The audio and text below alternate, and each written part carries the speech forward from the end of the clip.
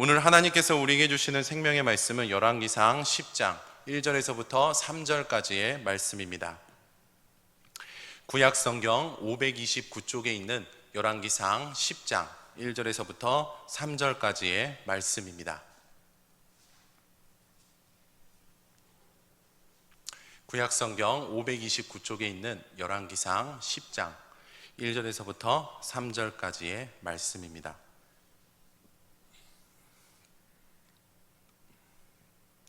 교독하시고 마지막은 합독하겠습니다. 스바의 여왕이 여호와의 이름으로 말미암은 솔로몬의 명성을 듣고 와서 어려운 문제로 그를 시험하고자 하여 예루살렘에 이르니 수행하는 자가 심히 많고 향품과 심히 많은 금과 보석을 낙타에 실었더라. 그가 솔로몬에게 나와 자기 마음에 있는 것을 다 말하매 솔로몬이 그가 묻는 말에 다 대답하였으니 왕이 알지 못하여 대답하지 못한 것이 하나도 없었더라. 아멘. 할렐루야. 선포된 말씀을 통해서 오늘 말씀 제목처럼 성령을 구해야 하는 이유를 분명하게 깨닫고 성령을 구할 수 있는 우리가 될 수 있기를 주님의 이름으로 축복합니다. 인생 그리고 선택과 관련된 명언들을 보게 되었습니다. 봤던 명언들 중에 이런 명언이 있었습니다. 일상의 작은 결정들이 모여 내 삶을 만들었다. 인생은 주어진 일상에서 어떤 선택을 통해서 만들어진다는 말이었죠. 우리는 매 순간 선택을 해야 하는 상황에 수없이 직면합니다. 그리고 선택을 위해서 수없이 고민하고 고민 후에는 결국 선택하죠. 청년 시절 제가 속한 청년부에서 배우자에 대한 기도 제목이 이슈가 되었던 적이 있었습니다. 많은 청년이 셀 모임만 하면 다른 것은 안 나누고 그것들은 다 뒷전으로 두고 배우자에 대한 기도 제목만을 나누었죠. 어떤 셀은 모여서 처음부터 끝까지 배우자에 대한 기도 제목을 나누었습니다. 그런데 중요한 것은 이렇게 기도하는 많은 청년들이 솔로였다는 것이죠. 그런데 배우자에 대한 기도 제목을 나누는 청년들을 안타깝게 지켜보던 한 분이 계셨습니다. 누굴까요? 맞춰보십시오. 그분은 바로 청년부 목사님이셨습니다. 목사님께서 당시 저를 비롯해 청년들에게 하셨던 말씀이 아직도 기억납니다. 배우자 기도 좀 그만 좀 하고 기도만 하지 말고 교회만 있지 말고 좀 나가요. 좀 누구라도 좀 만나봐요들. 그러시고는 자매들에게 이렇게 말씀하셨습니다. 우리 교회 형제들 얼마나 멋있는데. 그러자 자매들이 못마땅했습니다. 목사님께서는 저를 포함한 형제들에게도 말씀하셨죠. 우리 교회 자매들 얼마나 이쁜데. 그러자 형제들도 못마땅했었죠. 저도 그 중에 하나였습니다. 당시 제가 가진 배우자의 기도는 이랬습니다. 키는 170 정도에, 머리 스타일은 긴 생머리에, 길이는 허리까지, 피부색은 하얗고 청순하고 성실하고 말 예쁘게 하고 하나님을 사랑하는 사람. 말씀을 준비하면서 당시 기도 제목을 회상해 보니 절로 웃음이 나오더라고요. 지금 제 아내는 키 170 안 되고요. 머리 스타일은 긴 생머리가 아닌 짧고요. 피부색은 제가 생각했던 하얀 정도는 아니고요. 청순하지도 않습니다. 그래도 저는 아내를 사랑합니다. 주 안에서요. 네. 인생을 돌아보니 지금 기도 제목과 동일하진 않았지만 지금 아내와 결혼을 하고 가정을 꾸리게 된 것은 하나님의 계획과 인도하심 때문이기도 하지만 그 계획과 인도하심 아래 저 또는 제 아내 서로가 결혼하기로 선택했기 때문이었죠. 이처럼 우리 인생은 일상의 선택들이 모여서 만들어집니다. 그러나 예수님을 믿는 우리에게 있어서 인생은 어떤 선택으로 인해 만들어지기보다 먼저 하나님의 분명한 계획과 인도하심으로 만들어지는 것입니다. 이것은 우리가 믿고 인정해야 할 인생관입니다. 믿으시기를 축복합니다. 하지만 그렇다고 해서 우리의 선택이 완전히 배제되는 것은 아닙니다. 즉 우리 인생은요, 앞서 말씀드렸듯이 우리의 선택을 통해서 만들어집니다. 인간이 선택을 할 수 있다는 점, 이처럼 인간은 선택을 할 수 있는 존재, 즉 자유의지를 가진 존재입니다. 그런데 이런 존재로 창조하신 분이 계십니다. 그분은 바로 하나님이십니다. 하나님께서는 우리를 창조하실 때 선택할 수 있는 존재로, 자유의지를 가진 존재로 창조하셨습니다. 하나님께서 인간을 이렇게 창조하셨다는 것은 세 가지 의미를 갖습니다. 하나님께서 우리를 선택할 수 있는 존재로 창조하셨다는 것은 첫째로 하나님께서는 결코 우리를 조종하지 않으신다는 의미를 갖습니다. 뭐 하지 않으신다고요? 조종하지 않으신다는 의미를 갖습니다. 그리고 하나님께서는 우리가 창조된 목적대로 선택하기를 원하신다는 의미를 갖고, 또 마지막 세 번째는 하나님께서는 우리의 참된 선택을 통해서 영광 받으시기를 원하신다는 의미를 갖습니다. 이처럼 우리는 이러한 의미들을 바탕으로 창조되었습니다. 이렇게 창조된 우리에게 주어진 길이 있습니다. 그 길은 바로 선한 길과 악한 길입니다. 하나님께서는 우리가 선한 길과 악한 길 중 어떤 한 길을 선택하는 것과 관련해서 앞서 말씀드렸듯이 조종하지 않으십니다. 그리고 하나님께서는 우리가 선한 길과 악한 길 중 선한 길을 선택하기를 원하시고, 이런 선택을 통해 영광 받기를 원하십니다. 그런데 선한 길은 어떤 길일까요?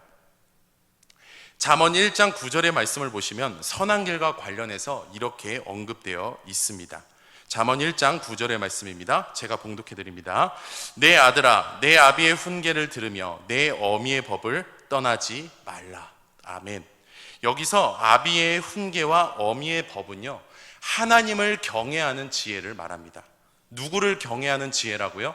하나님을 경외하는 지혜를 말합니다. 하나님을 경외하는 지혜란 하나님을 사랑하기 때문에 두려워하고, 하나님이 두렵기 때문에 사랑하고, 그래서 말씀에 순종하는 그런 모습을 의미합니다. 사랑하는 성도 여러분, 인생에 이러한 지혜가 있도록 발버둥 치는 것이 바로 선한 길입니다. 즉 하나님을 사랑하기 때문에 두려워하고, 하나님이 두렵기 때문에 사랑하고, 그래서 말씀에 순종하도록 힘쓰는 것이 선한 길입니다. 주어진 자유의지로 선한 길을 선택해서 하나님께 영광 올려드릴 수 있는 우리가 될 수 있기를 주님의 이름으로 축복합니다. 이처럼 우리는 선택할 수 있는 존재로 창조되었습니다. 또 그런 존재로서 선한 길을 선택할 수 있죠. 그래서 우리라는 존재는 결코 별 볼 일 없는 존재가 아니라 참으로 귀한 존재입니다. 우리는 그런 존재로서 이제 하나님의 영광을 위해서 선한 길을 선택해야만 합니다. 그러나 선한 길을 선택하려면 하나님의 지혜로 충만해져야 합니다. 즉 하나님의 지혜로 충만해지면 우리가 선한 길을 선택할 수 있습니다.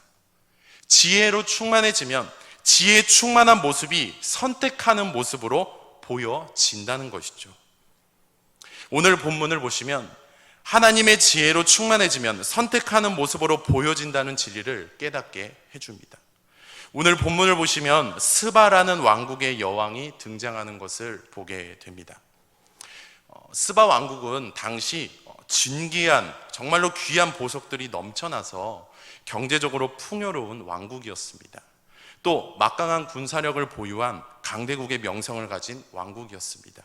이처럼 스바 왕국은 아쉬울 것이 하나도 없는 민족이었습니다. 어느 날 이 왕국의 여왕이 한 소식을 듣게 됩니다. 어떤 소식을 듣게 되었을까요? 1절 상반절의 말씀입니다. 제가 봉독해 드립니다. 스바의 여왕이 여호와의 이름으로 말미암은 솔로몬의 명성을 듣고. 아멘. 당시 이스라엘에서 스바까지의 거리는 약 2400km 정도 된다고 합니다. 오늘날 대한민국에서 몽골 또는 필리핀까지의 거리죠. 솔로몬은 하나님의 은혜로 이스라엘의 왕이 됩니다. 그리고 지혜로 충만해집니다. 어느 날 스바 여왕 귓가에 솔로몬이 지혜 충만하다는 소식이 들려집니다. 스바 여왕은 그 소문이 확실한지 확인하고 싶었습니다. 그래서 솔로몬에게 던질 심오한 질문들을 준비하죠. 그리고 스바에 있는 진귀한 보석들을 가지고 또 수많은 군대를 이끌고 이스라엘로 향합니다. 이렇게 해서 솔로몬과 스바 여왕은 만남을 갖게 됩니다. 그리고 깊은 대화를 나누죠. 스바 여왕은 준비한 심오한 질문을 솔로몬에게 던집니다. 그리고 솔로몬은 질문에 답을 하죠.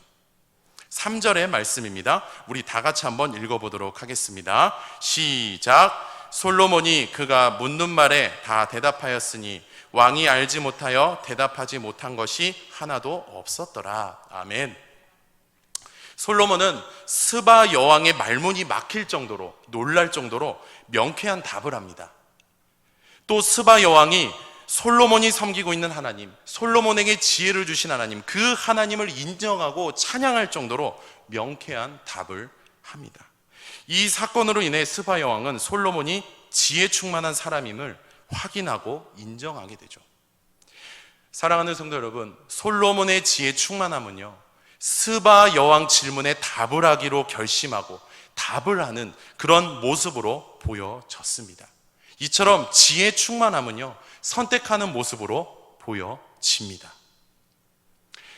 지금은 잘 모르겠습니다만 한때 진짜 지폐와 위조 지폐를 구별하는 방법이 있었습니다. 지폐를 위로 들어서 지폐를 등에 비춰봅니다. 그러면 진짜 지폐에는 한국은행에서 찍어낸 미세한 표식이 보입니다. 아마 기억나실 거예요. 하지만 위조 지폐는 그 표식이 보이지 않았죠. 이처럼 지폐의 미세한 표식이 보이느냐 보이지 않느냐에 따라서 진짜와 위조를 구별할 수 있습니다. 그런데 지혜 충만함도 마찬가지입니다. 지혜로 충만한지 그렇지 않은지에 대해서도 구별할 수 있습니다. 어떻게 구별할 수 있을까요? 솔로몬의 지혜 충만함이 스바 여왕 질문에 답을 하는 그런 선택을 통해 보여줬던 것처럼 지혜 충만함은요, 선택을 하는 모습을 통해서 어떻게 한다고요? 보여진다라는 거예요. 숨겨져 있는 것이 아니라, 보여지지 않는 것이 아니라 보여진다라는 것이죠. 창세기를 보시면 우리가 잘 알고 있는 요셉의 스토리가 언급되어 있는 것을 보게 됩니다. 이 중에 요셉이 애굽 왕 바로의 꿈을 해석하는 스토리가 담겨 있습니다. 또 다니엘서를 보시면 다니엘과 그 친구들의 스토리가 있는 것도 보게 됩니다. 이 중에 다니엘이 바벨론 왕 벨사살의 꿈을 해석하는 스토리가 담겨 있습니다. 이 두 스토리에 등장하는 요셉과 다니엘, 이 두 인물의 특징이 있습니다. 특징은요, 그것은 이들이 솔로몬처럼 하나님의 지혜로 충만해졌다는 것입니다. 그리고 이들의 지혜 충만함은 왕이 꾼 꿈을 해석하기로 결심하고 해석을 해주는 이러한 선택을 통해서 보여졌다라는 것입니다. 그렇습니다. 지혜로 충만해지면 지혜 충만해졌다는 사실이 어떻게 한다고요? 분명하게 보여집니다. 그러나 이것은 피조물인 인간만 그런 것이 아닙니다. 성자 하나님 아버지, 성부 하나님 아버지, 그리고 성자 예수 그리스도, 그리고 보혜사 성령, 삼위 하나님께서도 마찬가지입니다. 우리 삼위 하나님께서는 지혜의 근본이신과 아울러 지혜로 충만한 분이십니다. 믿으시죠? 네. 그런데 삼위 하나님의 지혜 충만함도 지혜로 충만하신다는 사실이 보여지고 있다라는 것입니다. 어떻게 보여지고 있을까요? 먼저 잠언 3장 19절의 말씀을 보시면 이런 말씀이 언급되어 있습니다. 봉독해 드립니다. 여호와께서는 지혜로 땅에 터를 놓으셨으며 명철로 하늘을 견고히 세우셨고. 아멘. 이 말씀은 하나님께서 온 우주 만물을 창조하실 때 지혜로 창조하셨다는 말씀입니다. 그러나 사실 본질적으로 창조는요, 삼위 하나님의 공동사역입니다. 성부 하나님, 성자 하나님, 성령 하나님 함께 행하신 사역이 바로 창조 사역이라는 거예요. 이처럼 삼위 하나님의 지혜 충만함은 지혜로 온 우주 만물을 창조하신 것으로 보여지고 있습니다. 그리고 고린도전서 1장 18절과 24절의 말씀을 보시면 이런 말씀이 언급되어 있습니다. 먼저 1장 18절의 말씀 봉독해 드립니다. 십자가의 도가 멸망하는 자들에게는 미련한 것이요 구원을 받는 우리에게는 하나님의 능력이라. 아멘. 그리고 24절도 봉독해 드립니다. 오직 부르심을 받은 자들에게는 유대인이나 헬라인이나 그리스도는 하나님의 능력이요 하나님의 지혜냐. 아멘. 이 말씀은 구원자 예수 그리스도의 지혜 충만함이 보여지고 있는 말씀입니다. 어떻게 보여지고 있을까요? 예수 그리스도께서는 온 인류를 구원하기 위해 십자가에서 죽으신 것이 바로 지혜입니다. 이처럼 예수 그리스도의 지혜 충만함은 온 인류를 구원하기 위해 십자가에서 죽는 모습으로 보여지고 있습니다. 또 고린도전서 2장 10절과 13절의 말씀을 보시면 이런 말씀이 언급되어 있습니다. 제가 봉독해 드립니다. 오직 하나님이 성령으로 이것을 우리에게 보이셨으니 성령은 모든 것 곧 하나님의 깊은 것까지도 통달하시느니라. 우리가 이것을 말하거니와 사람의 지혜가 가르친 말로 아니하고 오직 성령께서 가르치신 것으로 하니 영적인 일은 영적인 것으로 분별하느니라. 아멘. 이 말씀은 보혜사 성령님의 지혜 충만함도 보여지고 있는 말씀입니다. 어떻게 보여지고 있을까요? 하나님께서 성령을 통해서 주시는 분별력이 바로 지혜입니다. 이처럼 성령님의 지혜 충만함은 그리스도인들에게 분별력을 내려주시는 것으로 보여지고 있습니다. 그렇습니다. 삼위 하나님께서도 그렇고요. 또 하나님의 피조물인 요셉과 다니엘과 솔로몬도 마찬가지입니다. 지혜로 충만해지면 지혜 충만함이 어떻게 해요? 충만하다는 사실이 보여진다라는 것입니다. 사랑하는 성도 여러분, 우리 주변을 돌아보면 자기가 지혜 충만한 사람이라고, 자기는 그런 사람이라고 말만 늘어놓는 사람이 있습니다. 그런데요, 이런 사람은 지혜 충만한 사람이 아닙니다. 정말로 지혜 충만한 사람은 말을 늘어놓지 않고 선한 길을 선택하기에 힘써서 지혜 충만함이 보여지도록 최선을 다하는 사람입니다. 오늘날 우리는 지혜 충만한 사람입니까? 아니면 그저 말만 늘어놓는 사람입니까?